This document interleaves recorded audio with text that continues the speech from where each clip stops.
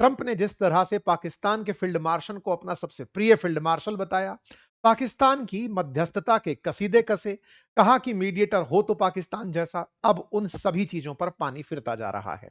चर्चा है कि ट्रंप के करीबी जो फील्ड मार्शल हैं, जिन्होंने ट्रंप को यह आश्वासन दिया था कि चिंता मत करिए कि ईरान को टेबल पर हम लेकर आएंगे, ट्रंप ने ईरान के लिए पाकिस्तान को भले ही टेंडर दिया हो, लेकिन ट्रंप ये भूल गए थे कि ये वही पाकिस्तान है जिसे पिछली बार जब ट्रंप का शासन था, उस समय ट्रंप पानी पी पी कर कोसा करते थे।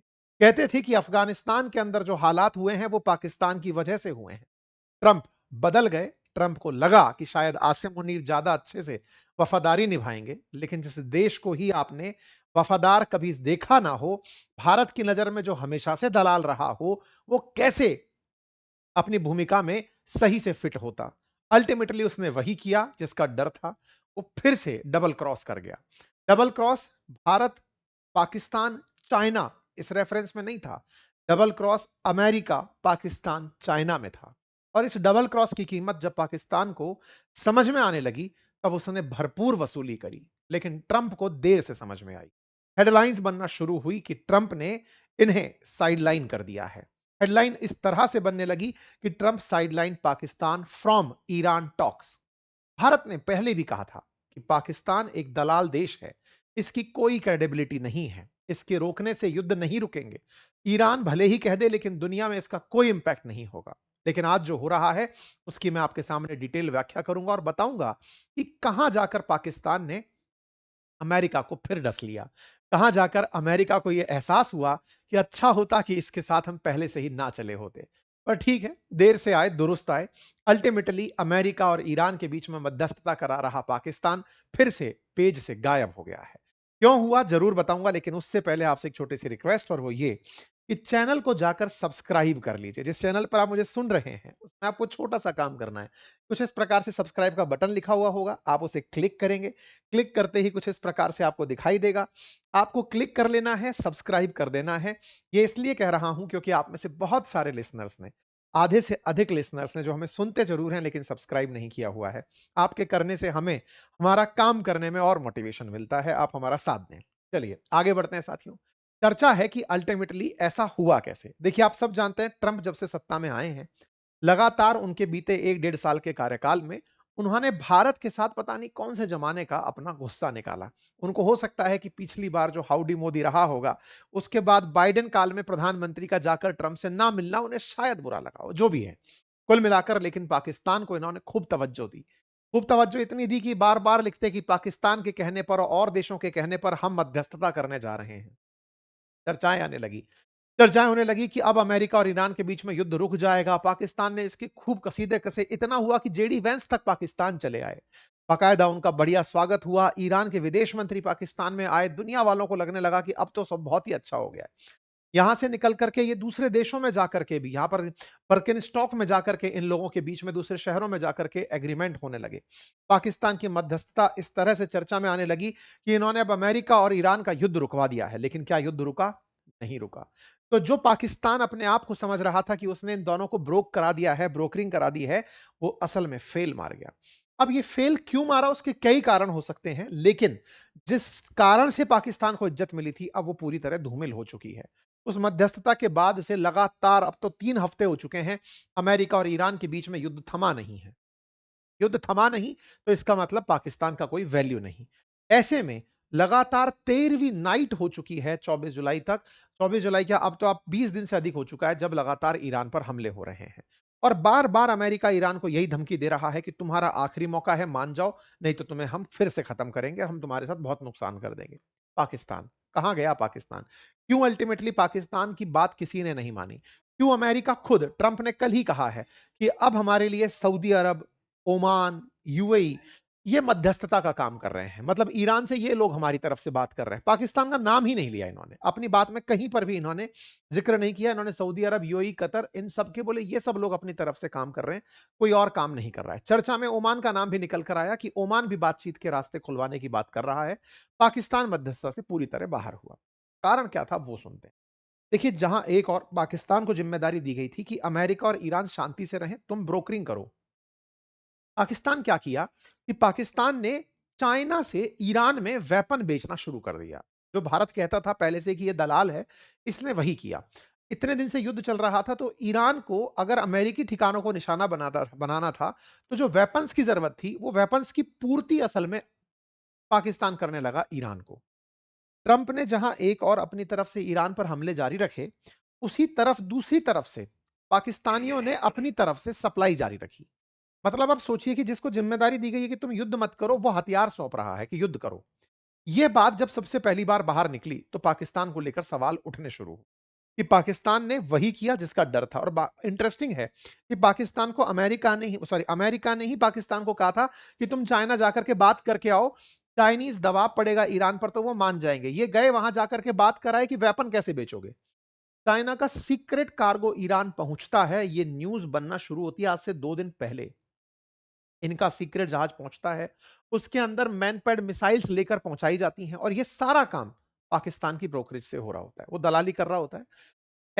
FN-16 मैनपैड्स जो हैं, वो कार्गो के थ्रू पहुंचाए जा रहे होते हैं। चाइना से जब पूछा गया कि आपने ऐसा कुछ किया, चाइना साफ मना कर दिया, नहीं साहब, हमने ऐसा कुछ नहीं किया है। हमने ईरान में कुछ सप्लाई नहीं किया है। पाकिस्तान से पूछा गया, पाकिस्तान क्या तुमने ऐसा किया? नहीं सर, हमने भी कुछ नहीं किया है। तो भाई फिर ये मिसाइलें चल चल के जो आ रही हैं, आ कहां से रही हैं? इन सब बातों पर पहले भी बहुत बार सवाल उठाए जा चुके थे। अमेरिका के जो यूएस परमानेंट रिप्रेजेंटेटिव थे यूनाइटेड नेशंस में, जालमी खलीजाद, उन्होंने, जो कि एम्बेसडर रहे थे अफगानिस्तान और इराक के लिए भी, उन्होंने भी अमेरिका को चेतावनी दी थी और कहा था कि Munir can not be trusted, कि आप लोग आसिम मुनीर पर विश्वास नहीं कर सकते। लेकिन लोग माने नहीं। जब लोग माने नहीं, तो आज आपके सामने है। इन्होंने खुद चेतावनी दी थी, अमेरिकी अधिकारी जिन्होंने अमेरिकी सरकार को कहा था कि आप पाकिस्तान पर गलत ट्रस्ट कर रहे हैं, आप फिर से ट्रस्ट करेंगे और फंसेंगे। तो अब लोग कह रहे हैं कि पहले भी कहा था। इतना ही नहीं, विश्वास की जहां तक बात हो, पाकिस्तान और कतर दोनों को ही कॉम्प्रोमाइज मान रहे हैं।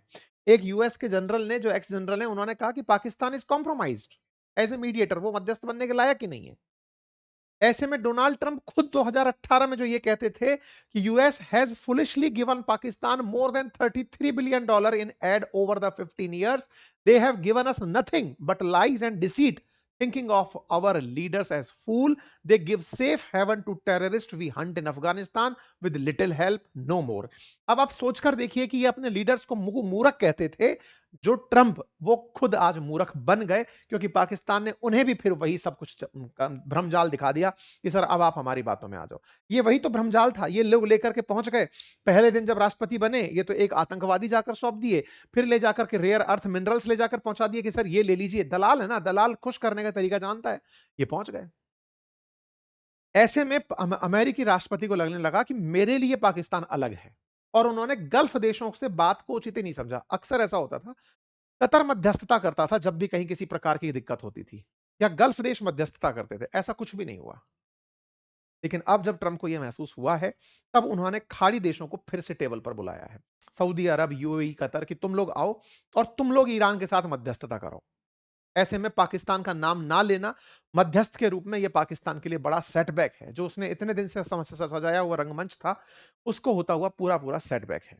पाकिस्तान अपने लेवल पर आज भी प्रयास करता दिखता है कि साहब हमने ईरान के विदेश मंत्री को बुला लिया, ये सब कर लिया। नहीं, जैसे ही पाकिस्तान के ऊपर से मध्यस्थता का पर्दा हटा, पाकिस्तान के अंदर मची हुई तबाही दुनिया के सामने आने लगी। अल जजीरा, जो कि कतर का अखबार है, उसने जाकर के पाकिस्तान के अंदर जो अनरेस्ट हो रखा है, उसे पब्लिक के सामने लाना शुरू कर दिया। कौन सा अनरेस्ट? पाकिस्तान ऑक्यूपाइड कश्मीर में चुनाव चल रहे हैं, और वहां चुनाव के अंदर जीतने के लिए शहबाज शरीफ की पार्टी ने ना जाने कितने टेंट्रम्स किए हुए हैं। साथ में जिनके केंद्र सरकार चला रहे हैं, बिलावल भुट्टो के साथ, पीपीपी के साथ, उन लोगों के साथ में चुनाव साथ लड़ते हुए भी, जम्मू कश्मीर में जब चुनाव लड़ने पहुंचते हैं, पाक अधिकृत कश्मीर में जब चुनाव लड़ने पहुंचते हैं, तो वहां पर उनके खिलाफ ही चुनाव लड़ लेते हैं। एक तो पहले से कब्जा, ये तो वो वाली बात है, एक तो चोरी और ऊपर से सीना चोरी। भारत का जो जम्मू कश्मीर का हिस्सा है जिस पर पाकिस्तान का कब्जा है, वहां पर इलेक्शन पाकिस्तान कराता है, वो भी रिग्ड कराता है। पाकिस्तान के अंदर रह रहे जो भारतीय लोग हैं, या फिर जम्मू कश्मीर के वो लोग जो उसमें रह रहे हैं, उन्होंने विरोध किया तो उन पर गोली चला दी जाती है। लगभग 4 दर्जन से अधिक लोग मारे जाते हैं। यह खबर जैसे ही इंटरनेशनल मीडिया कवर करने लगता है, पाकिस्तान ने आज से 3 दिन पहले ही अल जजीरा के ऊपर बैन लगा दिया कि तुम हमारी ये बातें बाहर क्यों लेकर आ रहे हो। मतलब एक प्रोटेस्ट के बारे में जानकारी बाहर आती है तो उसको रोक दिया जाता है। ये हमने ऊपर डिटेल सेशन कवर किया है। जिन इलेक्शंस की बात हो रही है, वहां उस क्षेत्र के अंदर पीएमएनएल जो है पंजाब के ये सॉरी पाकिस्तान की मुस्लिम लीग नवाज शरीफ वाली, वो दोनों ही फेजेस के इलेक्शन जीत चुकी है और थर्ड फेज का इलेक्शन 10 तारीख को है, वो भी होपफुली जीत जाएंगे। इससे पीपीपी नाराज है। पाकिस्तान के अंदर जो कहते थे ना रात को आते हैं बुजदिल, रात को आते हैं बुलावल भुट्टो, वो बाहर आकर के कहते हैं कि टिकटॉक टिकटॉक अब हमारा गठबंधन टूटने वाला है। मतलब ये केंद्र के अंदर जो शहबाज शरीफ की पार्टी है उसको धमकाते हुए दिख रहे हैं। मतलब अब इनकी आंतरिक लड़ाइयां सरफेस पर आने लगी हैं। अब तक तो ये अंतरराष्ट्रीय कंट्री हो गए थे। बीते 1 साल में ट्रंप की वजह से पाकिस्तान एकदम इंटरनेशनल कंट्री हो गया था। इनका नेशनल मुद्दा बाहर ही नहीं आ रहा था। लेकिन जैसे ही इनके यहां से पर्दा हटा कि तुम नहीं बचे कुछ, अमेरिका का जैसे ही जादू हटा, तो तुरंत इनके अंदर मीडिया घुस गई कि आओ बेटा तुम्हारे यहां क्या चल रहा है बताते हैं। इस पाकिस्तान की वर्तमान सरकार में पीपीपी 74 सीट लेके बैठी है, वो इनको धमका रही है कि तुम्हें छोड़ देंगे हम। और जो प्रोटेस्ट यहां पर आए दिन हो रहे हैं, अब वो पब्लिक के सामने आ रहे हैं, जिसके चलते आज से 2 दिन पहले अल जजीरा को बैन कर दिया गया कि नहीं तुम ऐसा नहीं करोगे। क्या नहीं करोगे? हमारे बारे में बाहर जानकारी नहीं दोगे। अल जजीरा की तरफ से रिपोर्ट्स की जा रही थी, जानकारियां बाहर दी जा रही थी कि साहब यहां पर देखो किस तरह से लोग मारधाड़ कर रहे हैं। पाकिस्तान ने वो बैन कर दिया। इवन कोई भी इंटरनेशनल मीडिया अब वहां नहीं जाएगा जहां पर इस तरह से पाकिस्तान की सेना लोगों को मार रही है। ये चीज बाहर आना अपने आप में बहुत दिन तक जो जादूगरी दिखा रहे थे आसिम मुनीर, उनके राज खुलने जैसा है। ये होना वर्तमान स्थिति में बहुत ज्यादा जरूरी था। ट्रंप को, अगर ट्रंप ट्रेड वॉर कर रहे होते तो शायद पाकिस्तान का गोल्डन डे चल रहा होता। लेकिन ट्रंप ईरान के साथ जब से उलझे, इनका असल चेहरा सामने उजागर हो गया। ट्रंप देर से समझे लेकिन सही समझे। बाकी आपको क्या लगता है कमेंट बॉक्स में जरूर बताएं। बताने से पहले उसके ऊपर ही एक ऑप्शन सब्सक्राइब का है, उस ऑप्शन को जरूर क्लिक कर दें, चैनल सब्सक्राइब कर लें और अगर सब्सक्राइब किया हुआ है तो इसको फॉरवर्ड करें, अन्य साथियों से इसे सब्सक्राइब कराएं। धन्यवाद।